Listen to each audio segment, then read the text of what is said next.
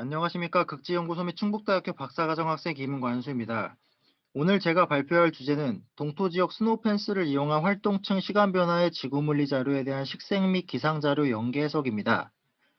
포스터 발표인 관계로 사진 및 데이터 결과 위주로 발표 후 마지막 장에 요약해 드리겠습니다.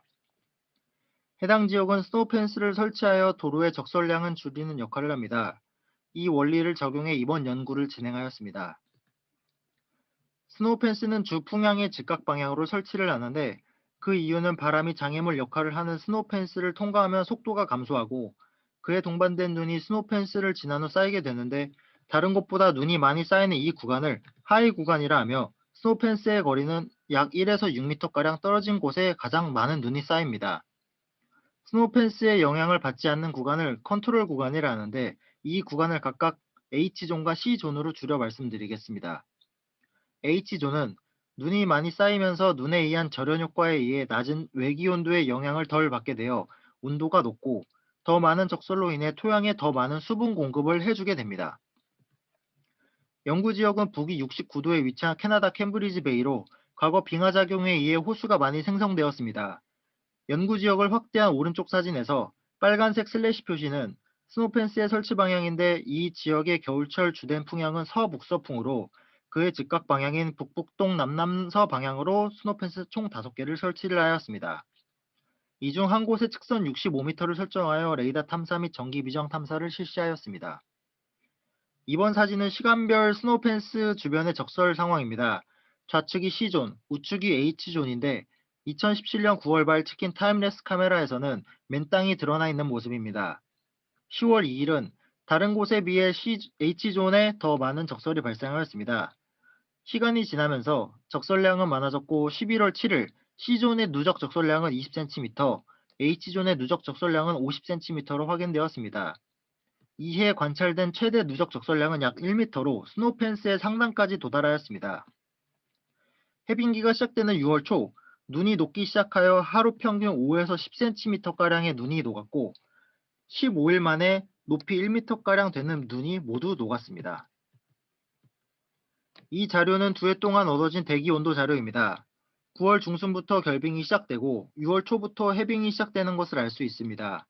눈의 높이 측정은 첫 번째 시즌의 6월 초중순, 활동층의 시간 변화 조사는 6월 중순부터 7월 중순, 식생 조사는 두 번째 시즌 6월 말부터 9월 초까지 실시하였습니다. 이 자료는 C존과 H존에 각각 깊이 5cm와 20cm의 온도 센서를 설치하여 연중 1년간 온도 변화를 보이는 자료입니다. 결빙 기간 검정색 선인 C존에서 온도가 빨간색 선인 H존의 온도가 더 빨리 영하로 떨어졌습니다. 겨울철엔 H존의 지중 온도가 C존의 지중 온도보다 약 10도씨가량 높은 것을 확인할 수 있었습니다. 반대로 해빙기인 5월 중순 온도가 역전되어 C존의 지중 온도가 먼저 0도씨 이상을 보였고 약 열흘 후 H존에서의 온도가 0도씨를 넘어섰습니다. 이번 자료는 두 구간의 토양 수분 자료입니다. 해빙 기간 시작 후 초반엔 C존의 수분량이 많았으나 시간이 지나면서 많은 눈이 쌓여 녹은 H존의 수분량이 더 큰 것을 확인할 수 있었습니다. 이번 자료는 GPR 800MHz 안테나를 이용하여 눈의 깊이를 측정했습니다. 빨간색 나무 막대는 스노펜스의 위치이며 빨간색 화살표는 지표면과 눈의 경계입니다. 6월 5일 첫 측정한 레이더 자료에서 눈에서의 레이더 속도 문헌값인 0.2m/나노세크를 적용하여 실제 눈의 두께와 일치하는 모습을 보였습니다. 그러나 두 번째 측정부터는 눈 두께와 레이더 자료가 일치하지 않은 결과를 보였습니다. 역으로 계산한 속도에선 각각 0.19, 0.14m/나노세크로 계산되었는데 이는 눈이 녹아 물이 생기며 레이더 속도가 낮은 물의 영향으로 인해 전체적인 속도가 감소한 것으로 보입니다. 이번 자료는 GPR 250MHz 안테나를 이용하여 활동층 깊이 변화를 측정했습니다. 20일간 총 5회 측정한 이번 결과에서는 시간에 따라 활동층의 두께가 두꺼워지는 것을 확인할 수 있었습니다. 특히 측정 초반인 H존에서는 활동층의 두께는 C존에서의 활동층의 두께보다 얇은 것으로 나타났으며 시간이 지나면서 두 구간의 활동층 두께는 거의 일치하였습니다. 이번 자료는 해빙기간 전기비장 자료입니다. 첫 측정에서 H존의 첨부 전기비장값이 C존의 첨부 전기비장값보다 높았으며 시간이 지나면서 두 지점의 전기비장값은 비슷해지기 시작했습니다. 시간 관계상 NDVI 기본 이론을 제외했는데 간단히 말씀드리면 값이 클수록 식생이 활발하게 생장하고 있다는 결과입니다. 특정 초반 C존의 값이 H존의 값보다 컸지만 7월 중순 이후로 H존의 값이 C존의 값보다 큰 것을 확인할 수 있습니다. 모든 물리 탐사 자료 획득이 끝난 2018년 7월 13일 H존에서의 땅 파기 사진 및 지중 온도 및 토양 수분 자료입니다. 단면엔 큰 자갈이 다량 분포하였습니다. 온도는 하부로 갈수록 낮아졌으며 1m에서 0도씨를 나타냈습니다.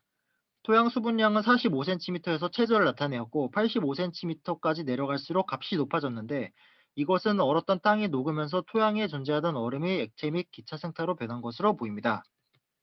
요약입니다. 스노우 펜스를 설치한 후 C존과 H존의 적설령 차이를 보였습니다. 이것은 눈층의 절연 효과에 의한 두 구간의 기간에 따른 온도 및 수분 차를 발생시켰고 눈이 적게 쌓인 C존에서 눈이 많이 쌓인 H존이 보다 눈이 더 빨리 녹는 것을 확인할 수 있었습니다. 해빙기 초반 C존에서는 태양에너지의 다량 흡수를 보였고 H존에서는 눈층에 의한 태양열 반사를 보였습니다. 이에 대한 결과는 식생 생장 및 활동층의 두께 차이를 보였습니다. 그리고 해빙기 중반 C존에서는 토양 수분량이 적어졌고 H존에서는 해빙기 초반보다 높은 온도 그리고 C존보다 많은 수분량을 보이며 해빙기 초반보다 식생 활동이 활발한 것을 보였습니다. 이상 발표를 마치겠습니다. 감사합니다.